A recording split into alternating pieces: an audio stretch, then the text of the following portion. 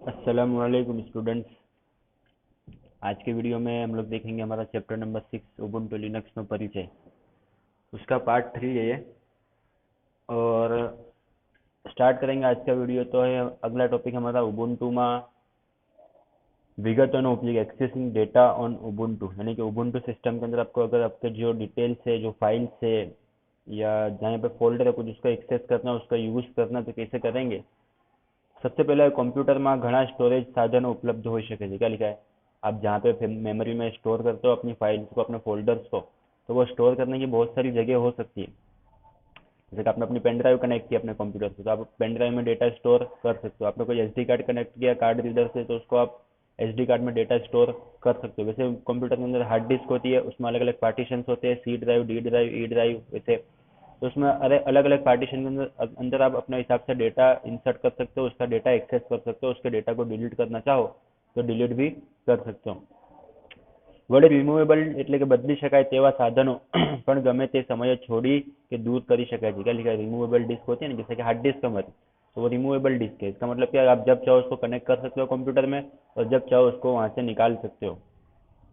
દરેક સાધનને પોતાની file system હોય છે। હાર્ડ ડિસ્ક જેવા એકથી વધુ પાર્ટીશન ધરાવતા સાધન પર દરેક પાર્ટીશન માટે स्वतंत्र फाइल सिस्टम હોય છે। क्या लिखा है, अब हार्ड डिस्क होती है, जैसे कि हमारी 1 TB आपने कंप्यूटर परचेस किया, उसमें 1 TB के हार्ड डिस्क है। तो उसमें क्या होगा, आपकी जो हार्ड डिस्क है उसको तीन तीन हिस्सों में, तीन पार्टीशन में अलग अलग डिवाइड किया हुआ होगा। सी ड्राइव में क्या होगा, जितनी आपकी इंस्टॉल एप्लीकेशन है वो सब आपकी एप्लीकेशन सी ड्राइव में स्टोर होगी। सिस्टम की एप्लीकेशन हो या आपकी बाहर से आपने जो एप्लीकेशन डाउनलोड करके उसको इंस्टॉल किया हो, तो वो सब सी ड्राइव में स्टोर होगी आपकी। ठीक है। उसके बाद डी ड्राइव को आप अपने हिसाब से यूज कर सकते हो, ई ड्राइव को अपने हिसाब से आप यूज कर सकते हो। ओके। आ फाइल सिस्टमનો ઉપયોગ કેવી રીતે કરી શકાય।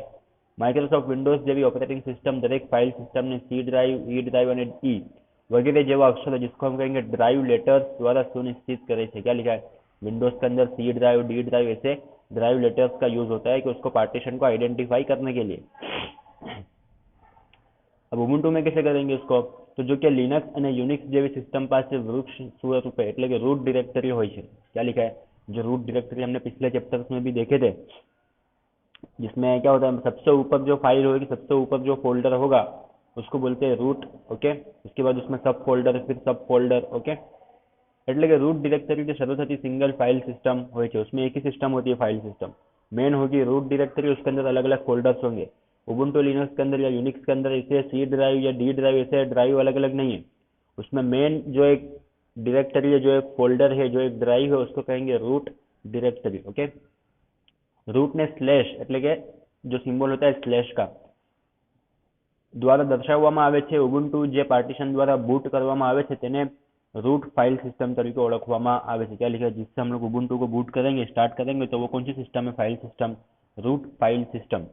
आ फाइल सिस्टमની रूट डायरेक्टरी એટલે કે સ્લેશ, जिसको हम कहते हैं फाइल सिस्टमના આખાએ વૃક્ષ માળખાનું મૂળ બને છે। શરૂઆતમાં માત્ર આ જ फाइल सिस्टम उपलब्ध હોય છે। क्या लिखा है, स्टार्टिंग में सबसे पहले फाइल सिस्टम में सबसे पहली जो चीज़ है वो कौन सी है, रूट डायरेक्टरी। उसके बाद उसमें अलग अलग फोल्डर्स बनेंगे। शुरुआत में मात्र आज फाइल सिस्टम उपलब्ध हो, मतलब स्टार्टिंग में रूट डायरेक्टरी आपके पास होगी।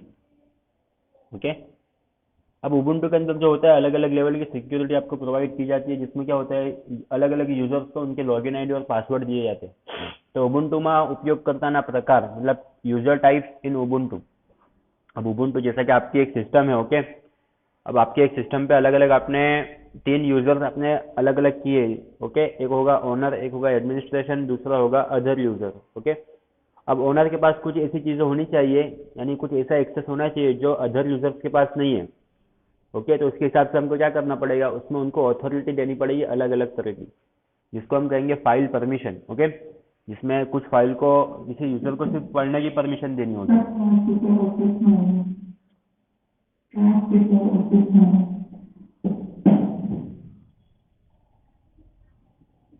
उबुंटू के अंदर क्या होगा, ऐसे ही कहाँ पे हम लोग अधिक, अच्छा, अथॉरिटी देनी होगी, मतलब फाइल, मतलब अथॉरिटी देनी होगी उनको कि कुछ फाइल है जैसा कि जो ओनर ही पढ़ सकेगा ओनली, उसके अलावा जो अदर यूजर्स है वो नहीं पढ़ सकेंगे उनको, तो उनको परमिशन अलाउ नहीं करनी है। ओके। अब कुछ फाइल ऐसी होगी जो अदर यूजर को पढ़ने के लिए देनी है, बट चेंजेस उसमें ओनली जो ओनर होगा वही कर सकता है। तो ऐसी भी कुछ मतलब ऑथोरिटी देनी होगी यूजर्स को, जिससे क्या होगा, सिस्टम सिक्योर रहेगी हमारी। ओके, तो वो देखेंगे अभी कि लिनक्स एक સુરક્ષિત ઓપરેટિંગ સિસ્ટમ હોવાથી જુદી જુદી ક્રિયાઓ માટે જુદા જુદા ઉપયોગકર્તાઓને હક એટલે કે પ્રિવિલેજીસ આપવામાં આવે છે। क्या लिखा है, लिनक्स का एक सिक्योर है, एक सिस्टम है। ओके, जिससे कि इसमें क्या होगा, अलग अलग प्रोसेस के लिए, अलग अलग काम करने के लिए अलग अलग यूजर्स को उनके प्रिविलेजेस मतलब हक देना होंगे। ઉપયોગકર્તાઓ એ જ ક્રિયાઓ કરી શકે છે જેના માટે તેમને અધિકૃતતા એટલે કે ઓથોરિટી આપવામાં આવેલી હોય। क्या लिखा है, जो यूजर होगा वो उतना ही काम कर सकेगा जितनी उसको ऑथोरिटी मतलब परमिशन दी गई है काम करने की, उसके अलावा का काम वो नहीं कर सकेगा उसके ऊपर। દરેક સંભવિત ઉપયોગકર્તાને જુદા જુદા હકો આપી શકાતા હોવાથી ઉપયોગકર્તાઓને 3 વિસ્તૃત સ્વરૂપમાં વહેંચી શકાય છે। क्या लिखा है, अब यहाँ पे जो होगा ना, यूजर्स को 3 हिस्सों में डिवाइड किया हुआ होगा। उसमें सबसे पहला है हमारा सुपर यूजर। सुपर यूजर में क्या होगा, દરેક લિનક્સ સિસ્ટમને એક સુપર યુઝર હોય છે જેને પરંપરાગત રીતે રૂટ કહેવામાં આવે છે, જેની પાસે તમામ હકો હોય છે તથા તે સિસ્ટમમાં તમામ પ્રકારના કાર્યો કરી શકે છે। सबसे ज्यादा ऑथोरिटी, सबसे ज्यादा पावर अगर किसी के पास है तो वो है सुपर यूजर। ये एक सिस्टम में एक ही सुपर यूजर होगा। ओके, દરેક યુનિક્સ સિસ્ટમને એક સુपर यूजर હોય છે જે પરંપરાગત રીતે જેને रूट કહેવામાં આવે, जिसको क्या कहेंगे, रूट भी कहेंगे हम लोग। ओके, जो कि सुपर यूजर तरीके लॉगिन करવું तथा कार्य करવું अत्यंत जोखमी है। क्या लिखा है, सुपर यूजर के तौर पर काम करना या उसमें लॉगिन करना बहुत जोखमी है, मतलब उसमें रिस्क है। કારણ કે આવા સમયે સિસ્ટમને અજાણતા ભારે नुकसान पहुंचવાની संभावना रहेली है। क्या होगा, सिस्टम को कहीं ना कहीं से कुछ नुकसान पहुंचने की, जैसे कि एग्जांपल देखेंगे अभी, तो उदाहरण तरीके भूलમાં તમે કોઈ મહત્વની ફાઇલ કે ડિરેક્ટરી કાયમી ધોરણે કાઢી નાખી શકો અને પરિણામ આખી સિસ્ટમ અસ્થિર બની શકે છે। क्या लिखा है, अब सुपर यूजर उसके पास पूरी ऑथोरिटी है सिस्टम को हैंडल करने की, वो जो चाहे वो कर सकते हैं सिस्टम के अंदर। अब फॉर एग्जांपल उसने कोई ऐसी फाइल या डायरेक्टरी उसने डिलीट कर दिया, इससे क्या होगा, पूरी ओएस जो है, पूरी सिस्टम जो है कंप्यूटर की, वो पूरी हिल जाएगी, मतलब अस्थिर बन जाएगी। इसके रिजल्ट क्या आएगा, पूरा डेटा लॉस्ट हो सकता है, या तो फिर आपका कंप्यूटर जो है वो चालू ही नहीं होगा, उसको पूरा फॉर्मेट करके नए से उसको सिस्टम इंस्टॉल करके मतलब चालू करना पड़ेगा। इससे इसकी वजह से क्या होगा, जो आपका पूरा डेटा है हार्ड डिस्क का वो पूरा चला जाएगा, पूरा उसको फॉर्मेट लग जाएगा।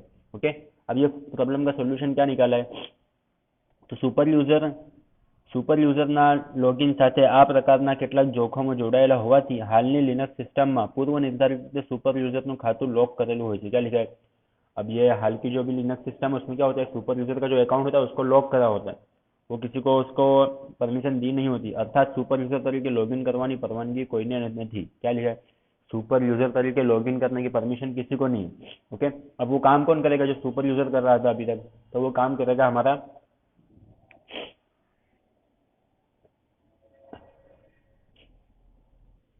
नॉर्मल यूजर, सॉरी नॉर्मल नहीं, तीसरा आएगा वो करेगा ये काम।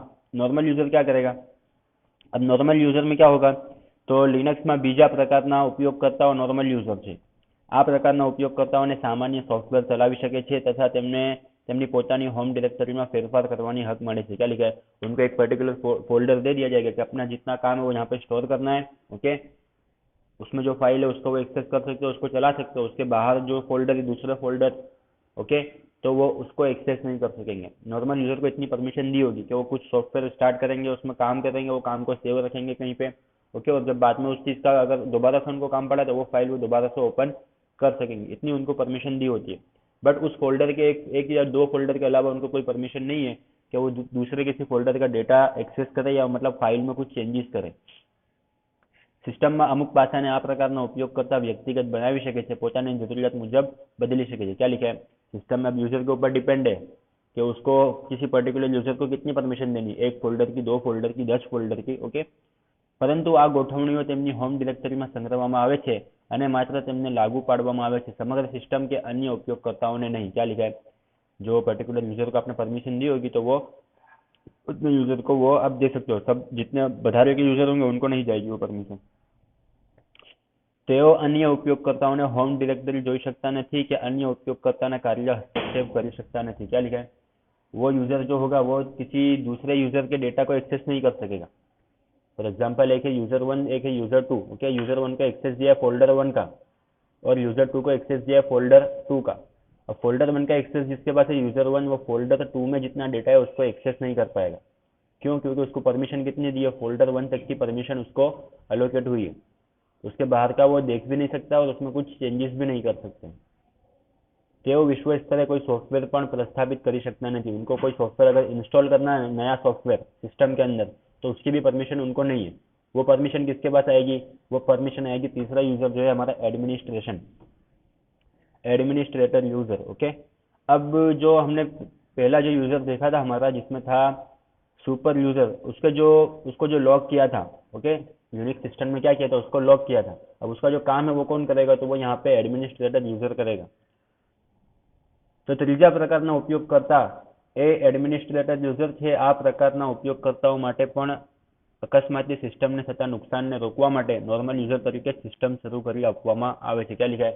इनको भी एक नॉर्मल यूजर को जैसे अलोकेट किए थे अलग अलग प्रिविलेजेस, उनके हक, तो वैसे ही एडमिनिस्ट्रेशन यूजर को भी ऐसे आईडी और पासवर्ड से वो क्या करेंगे? लॉगिन करेंगे, और लॉगिन करने के बाद क्या करेंगे? उनको अथॉरिटी ज़्यादा दी गई है सिस्टम को हैंडल करने की। જો કે જ્યારે તમને સીએલઆઈમાં કોઈ એટલે કે કમાન્ડ લાઇન ઇન્ટરફેસમાં કોઈ વહીવટી કાર્યો કરવાના હોય તો તે માટે તમને sudo એટલે કે ટેક્સ્ટ મોડ અને ग्राफिक्स मोड, सीएलआई के लिए टेक्स्ट मोड यूज होगा, ओके, जिसको हम कहेंगे कमांड लाइन इंटरफेस, और ग्राफिकल के लिए GUI GK sudo graphical user interface આ સાથે પ્રોગ્રામનો અમલ કરે છે।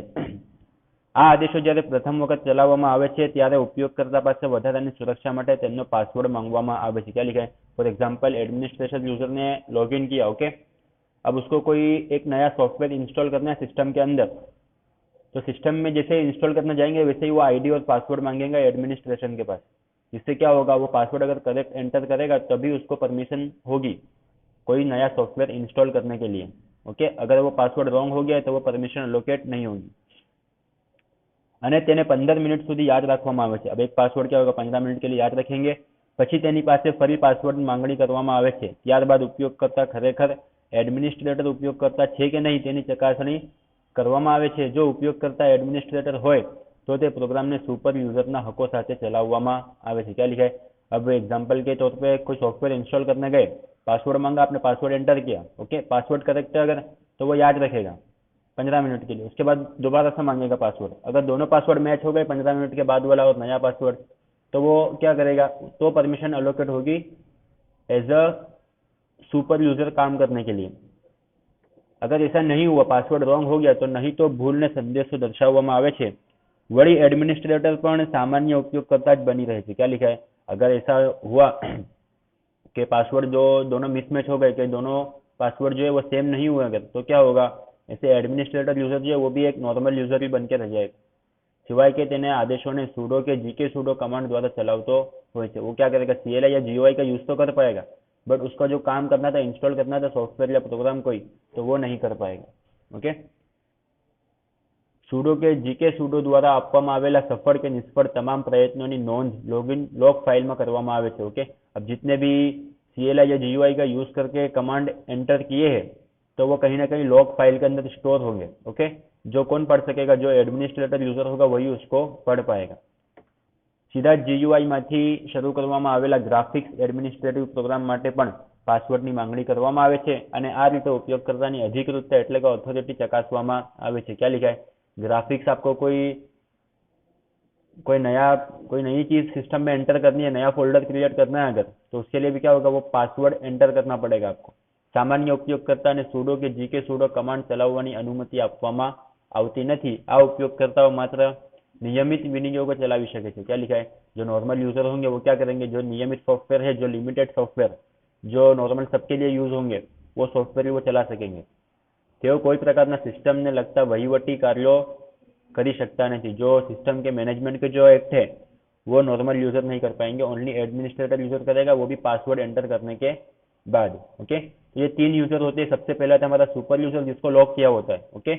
उसके जो रिस्क है उसमें, वो रिस्क की वजह से क्या है? उसको लॉक किया हुआ होता है, बट उसका जो काम है वो कौन करेगा? Administrator user. और उसके बाद सेकंड यूजर है नॉर्मल यूजर, जिनको नॉर्मली एक फोल्डर की ऑथोरिटी दी है, जिससे वो क्या करेंगे? एक फोल्डर के ऊपर काम करेंगे, उसमें डेटा स्टोर करेंगे और बाद में उस डेटा को एक्सेस कर पाएंगे, ओके। और लास्ट में है एडमिनिस्ट्रेटर यूजर, जो सिस्टम में वहीवटी कार्य जिसको कहेंगे हम लोग, मैनेजमेंट के जो काम है, सिस्टम को मैनेज करने का और सिस्टम में जो नए सॉफ्टवेयर है वो इंस्टॉल करने का काम वो एडमिनिस्ट्रेटर यूजर करेगा, ओके। तो आज के वीडियो में इतना ही। ये वीडियो देखने के बाद आपको ऑनलाइन टेस्ट देनी है जिसकी लिंक आपके व्हाट्सएप ग्रुप में आपको मिल जाएगी। ओके, मिलते हैं।